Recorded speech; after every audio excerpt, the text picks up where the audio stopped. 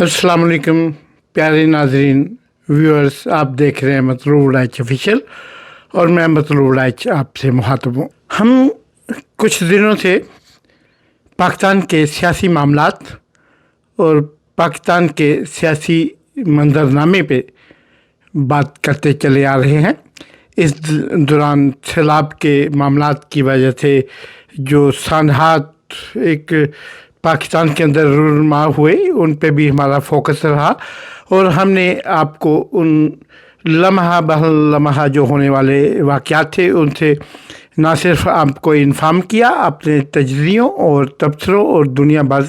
से जो उस पर कमेंट्स थे और तासरात थे उससे भी आपको आगाह किया। हम दरअसल एक सीरीज की सूरत में काम कर रहे थे जिसमें मोहतरमा मरियम नवाज शरीफ साहब का तकाबली जायज़ा लेने के लिए कि उनका किस साबका हुक्मरान या अजीम औरत या उस ज़माने की अपने दौर की जो किसी औरत ने अगर खिदमत अंजाम दी है तो उनका तकाबली जायज़ा पेश कर सकें। हमारा मकसद मोहतरमा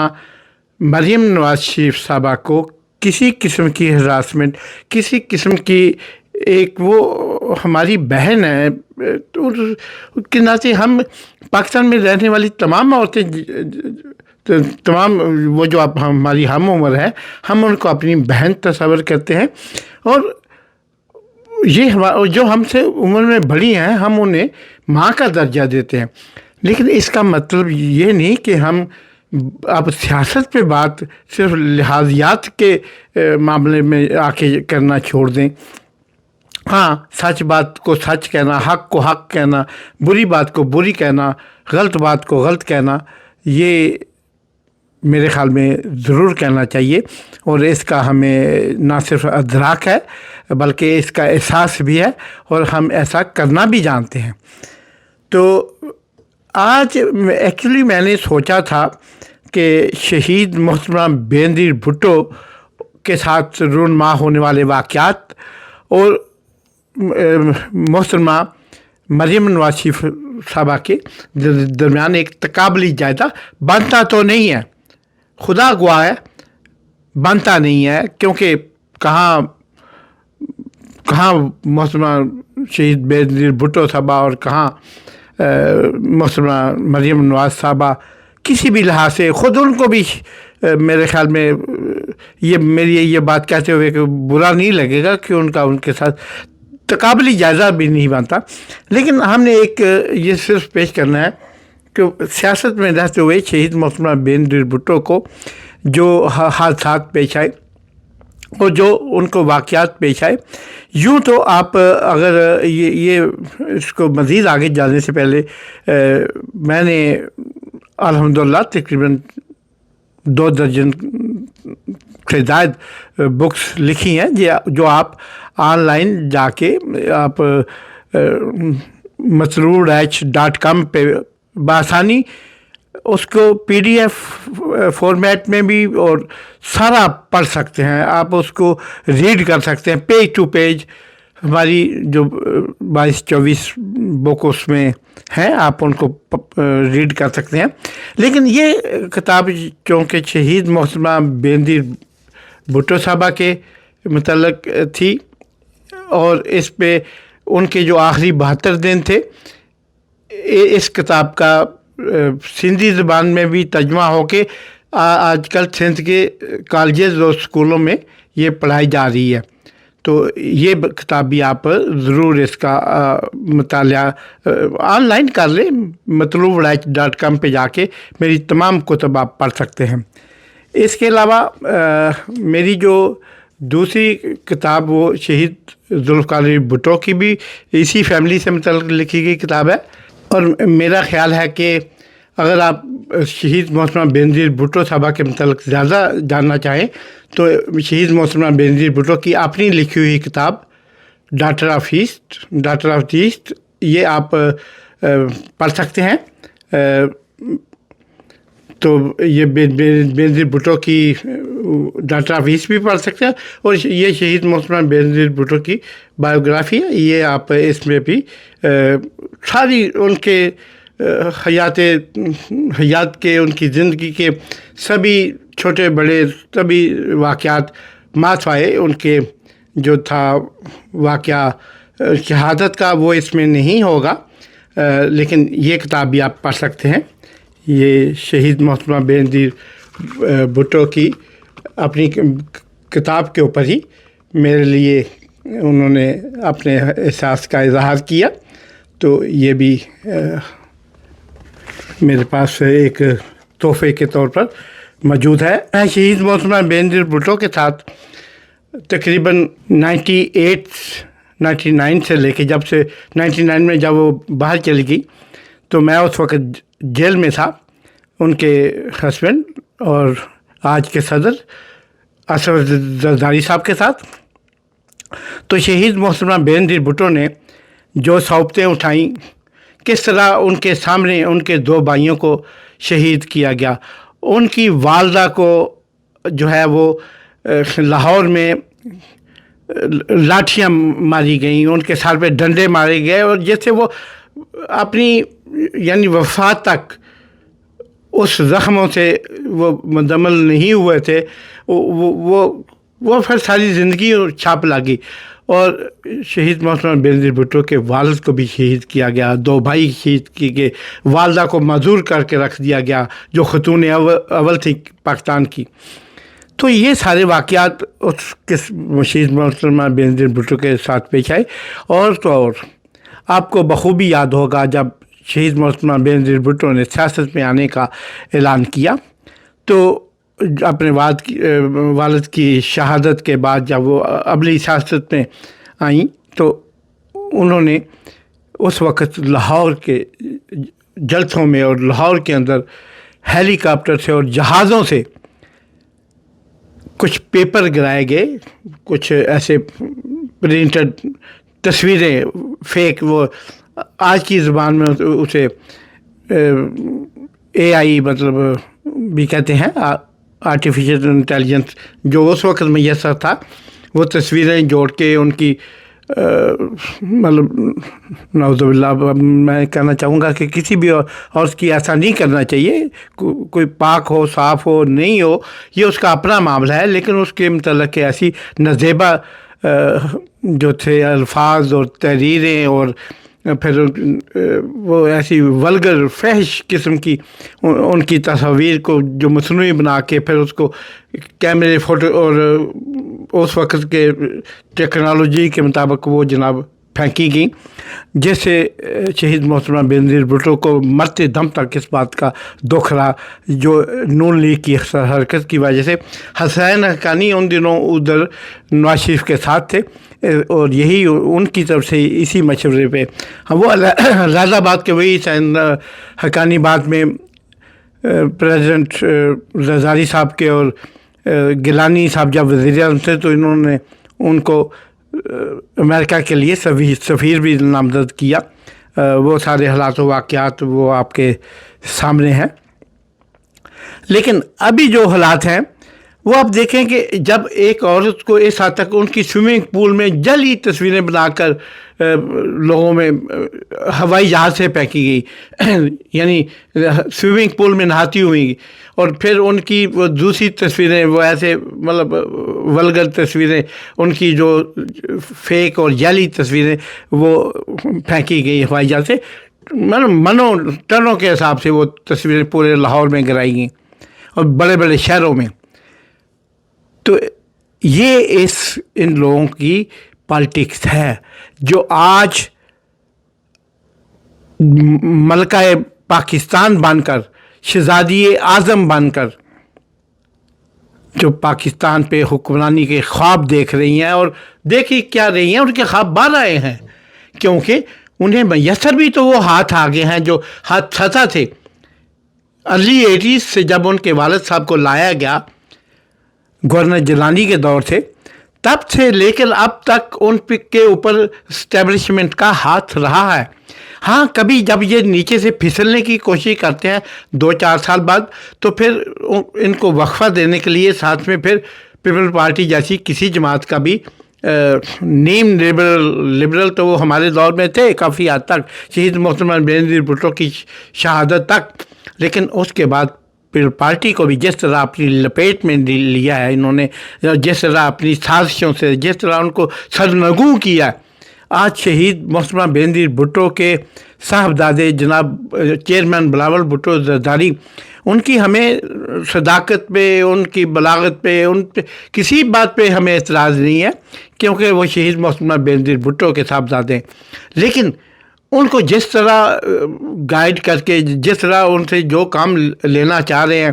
اور جون سے ابھی وعد و ایفا ہوئے، وہ ان کو سب کو مد نظر رکھتے ہوئے دیکھا جائے تو یہ سب ایک بڑی سازش کا شکار ہیں۔ اور آج بھی یہ جو نون لیگ اور ان کے درمیان، اسٹیبلشمنٹ کے درمیان نورا کشتی جاری ہے، جو کبھی رانا ثناء اللہ کو بیچ میں ان کر کے، کبھی حنیف عباسی کو ان کر دیتے ہیں، کبھی خواجہ آصف صاحب کو ان کر دیتے ہیں۔ یار یہ کیا مذاق ہے؟ یہ ایک ہی بوتل کا پانی ایک میں ڈالو تو یہ بلیک لیبل بن جاتا ہے، دوسرے میں ڈالو تو یہ جناب شیوا سریگل بن جاتا ہے، تیسری بوتل میں وہی پانی ڈالو تو وہ جناب فانٹا کولا بن جاتا ہے، اور پھر مقدس پانی بن جاتا ہے۔ تو یہ آپ اس طرح یہ ڈرامے جو کر رہے ہیں، یہ زیادہ دیر چلنے والے نہیں ہیں، میری نظر میں، میرے خیال میں یہ زیادہ چلنے والے نہیں ہیں۔ اور جناب یہ جو شہید محترمہ بینظیر بھٹو کو جس طرح ان کے ساتھ کیا گیا، پھر ان کے جس قدر آصف زرداری صاحب کی کراچی جیل میں زبان کاٹی جا رہی تھی، اس وقت ان کو رانا مقبول، وہ جو اس وقت پہلے آئی جی پنجاب تھے، پھر اس کے بعد وہ ان کو اسپیشل سروس پہ لگایا گیا، ادھر چلے گئے، اور جس طرح ان پہ تشدد کیا گیا آصف زرداری پہ، وہ تو شاید بول چکے ہوں گے، لیکن میں اس وقت شہید محترمہ بینظیر بھٹو کے ساتھ بائی روڈ ہم سفر کر رہے تھے امریکہ کے اندر، تو ہمیں یہ پاکستان سے محترمہ نہیز خان کی کال آئی، اور انہوں نے ہمیں بتایا کہ اس طرح جو ہے وہ اطلاع ہے، تو وہ ساری بات پہ میں اس کا چشمدید گواہ محترمہ کے ساتھ تھا، اور وہ جو ظلم ان پہ بھی ہوئے، لیکن وہ پھر کمپرومائز آج کل جس طرح کر کے صدارت لینا دوسری بار، اور یہ سارا چیزیں، اور میرے خیال میں یہ سستا سودا کیا تھا پیپلز پارٹی نے، ایسا سودا نہیں کرنا چاہیے تھا۔ شہید محترمہ بینظیر بھٹو جہاں پارٹی کی مراج، پارٹی کی کو سر بلند کر کے چھوڑ گئی تھی، وہ ہزاروں سال چلنے والا کارنامہ تھا، اور ان کی جان کی قیمت صرف ایک دو بار یہ پاکستان کی پرائم منسٹرشپ یا وزارت جو صدارت لینے سے یہ حل نہیں ہو جاتا، یا 15 سال سے سندھ میں وزارت اعلیٰ سنبھال لینے سے ان کی شہادت کا صلہ، یا ان کا وہ کیا کہنا چاہیے کہ وہ متبادل نہیں ہو سکتا۔ یہ شہید محترمہ بینظیر بھٹو کی شہادت بہت بڑا نقصان تھا، بہت بڑا سانحہ تھا، اس سانحے کو اتنا سستا نہیں بیچنا چاہیے، ویسے تو بیچنا ہی نہیں چاہیے تھا، اگر بیچنا بھی تھا تو اتنا سستا نہیں بیچنا چاہیے تھا۔ تو جناب اب محترمہ کو دیکھیں آپ، پنجاب میں کے اندر ٹک ٹاک کا ابھی تک، بلکہ شروع دن تھے 2 3 4 خادمائیں ان کے ساتھ ہیں، نکرانیاں ان کے ساتھ ہیں، کسی نے پرس پکڑا ہوتا ہے، کسی نے اسٹیل کا گلاس پکڑا ہوتا ہے، اور وہ یہ اسی کو اپنا سارا سمجھے، کوئی نشین افتخار کا بھی اس میں نام آتا ہے، اور مریم اورنگزیب کا بھی نام آتا ہے، اور وہ عظمہ بہاری صاحبہ بھی اس میں شامل ہیں، اور ایک کیا طرفہ تماشا بنا ہوا ہے۔ آپ یہ عورتیں، آپ شہید محترمہ بینظیر بھٹو کی طرح دوپٹہ لے کے، انہی کی طرح دوپٹہ اوڑھ کے، انہی کی طرح لباس پہن کے، اسی انداز میں بیٹھ کے یہ سارا نقل کرنے سے کیا اصل کو آپ کھا جاؤ گے، اصل کو ختم کر دو گے، اس کا اثر زائل کر دو گے؟ لوگوں کو نہیں پتہ کہ آپ اسی خانوادے سے بلانگ کرتی ہیں جنہوں نے شہید محترمہ بینظیر بھٹو کو کی ننگی تصویریں جو پھینکی تھی، یا تصویریں جو آپ نے پھینکی تھی جہاز سے، آپ اسی خانوادے سے بلانگ نہیں کرتی؟ کیا لوگ شہباز شریف صاحب کا یہ فکرہ بھول گئے ہیں کہ میں اسے اس میں باٹی چوک کے چوک میں اسے گھسیٹوں گا؟ آپ بھول گئے ہیں؟ تو یہ جب آپ یہ چیزیں نہیں بولے تو پھر یہ کیسے بول سکتے ہیں کہ آج جو مریم نواز شریف صاحبہ کر رہی ہیں وہ پاکستان کے عوام کی کچھ خدمت کر رہی ہیں. کھانا تقسیم کر رہا ہے ایک شخص, شیخ وقاص اکرم کا کھانا گیا ہزاروں متاثرین کے لیے, اور محترمہ جا کے ان سامان کے قریب, اس کھانے کے قریب تصویریں کھنچا کے آ گئی ہیں. اور پھر دوسری جگہ جہاں پہ ایک عام آدمی جو اتنا اسٹرانگ شیخ وقاص اکرم کی طرح نہیں ہے, آپ ان کو کہا جا رہا ہے جی ڈبوں پہ پہلے یہ اسٹیکر لگیں گے محترمہ مریم نواز شریف صاحب کے. تو یار یہ ہم کون سے دور سے گزر رہے ہیں, کون سی سیاست کر رہے ہیں. کوئی پنجاب بدحال ہے آج, جو پنجاب میں تدبر سے کام نہ لینے, پیش رفت نہ کرنے, یا اس کے پہلے سے ہی کوئی اقدامات نہ کرنے, سیلاب سے, قدرتی آفات سے, ڈیزاسٹر مینجمنٹ کو مینج نہ کرنے سے جو پنجاب کا حال ہوا ہے. پنجاب آئندہ 5-7 سال اب بھی کام آج سے بھی کرنا شروع کر دے تو 5-7 سال پنجاب کا کسان اپنے پاؤں پہ کھڑا نہیں ہو سکتا. حکومت وقت کو, اسٹیبلشمنٹ کو, پاکستان کے بڑوں کو فوری طور پہ کسانوں کو 5 سال کے لیے تمام ٹیکسز سے مبرہ قرار دیا جانا چاہیے, اور کسان کو دی جانے والی کھادیں, زرعی ادویات, بجلی کا بل, یہ تمام ٹیکسز سے پاک ہونے چاہیے. میں نہیں کہتا فری بانٹو, نہ آپ لوگوں کی اوقات ہے اتنی فری بانٹنے والی, ورنہ ہمارے گوانڈ میں بھارت ہے, وہاں 25 ایکڑ کے کسان کو 12.5 ایکڑ کے کسان کو صرف 50 روپے بجلی کا بل آتا ہے, 50 بھارتی روپے, جو پاکستان کے تقریباً 150 روپیہ بنتا ہے. جبکہ پاکستان کا کسان 30,000 50,000 روپیہ جو ہے بجلی کا بل دیتا ہے. 6 مہینے بل دے کے جب وہ گندم اگائے گا تو اسے وہ گندم کتنی مہنگی کاشت کرے گی, لیکن آپ اسے صرف 2200 روپے میں خریدنا چاہ رہے ہیں. تو وہ اس کسان کے منہ سے کیا کلمات نکلیں گے, کہ اس کے دل سے کیا احساس نکلے گا, کیا دعائیں نکلیں گی. اور وہ کھاد کی بوری جو کل چند 100 روپوں میں آتی تھی, آج 7,000 سے 10,000 روپے کے درمیان وہ کھاد کی بوریاں آتی ہیں, ڈی اے پی اور ڈفرینٹ یوریا اور سونا اور واٹ ایور. اور یہ زرعی ادویات کتنی مہنگی ہو چکی ہیں, یہ کبھی سوچا آپ نے؟ اور پھر آپ مقابلہ کرتے ہیں شہید محترمہ بے نظیر بھٹو کی طرح دوپٹہ اٹھ کے, اور ایسا انہوں نے تو سرجری نہیں کرائی, اس کے لیے سانس رہا ہوں 8 سال میں ان کا اسپیشل انوائی خصوصی ایلچی کے طور پہ, یعنی 2000 سے لے کے میں ان کی وفات کے دن تک ان کے ساتھ رہا ہوں. میں حلفاً قسمیہ کہتا ہوں, مجھے کسی عدالت میں لے جائیں, کسی مسجد میں لے جائیں, شہید محترمہ بے نظیر بھٹو نے ان 8 سالوں میں جب میں ان کے ساتھ تھا کوئی سرجری نہیں کروائی. تو آپ روزانہ کبھی سوئٹزرلینڈ چلی ہوتی ہیں, کبھی لندن گئی ہوتی ہیں, جہاں آپ کے یہاں لندن تو کیا پاکستان میں بھی آپ کی کوئی جائیداد نہیں ہوتی. پھر آپ سوئٹزرلینڈ جاتی ہیں, پھر آپ تھائی لینڈ جاتی ہیں, پھر آپ جاپان جاتی ہیں, آپ پوری دنیا میں سرجریاں کرا رہی ہیں. آپ کیا بننا چاہیے؟ آپ جولیٹ ہیں, آپ کیا ہیں؟ انجلینا کی طرح بھی بننے کی کوشش کرتی ہیں, اسٹائل بدلتی ہیں. آپ جو مرضی کرو, آپ نہ محترمہ بے نظیر بھٹو بن سکتی ہو, نہ انجلینا جولی بن سکتی ہو. آپ کو خدا نے جو بنایا ہے آپ اس پہ خوش رہو, اور وطن کے لیے اگر فارم 47 پہ بھی موقع ملا تو وطن کے لیے کام کرو. پاکستان زندہ باد.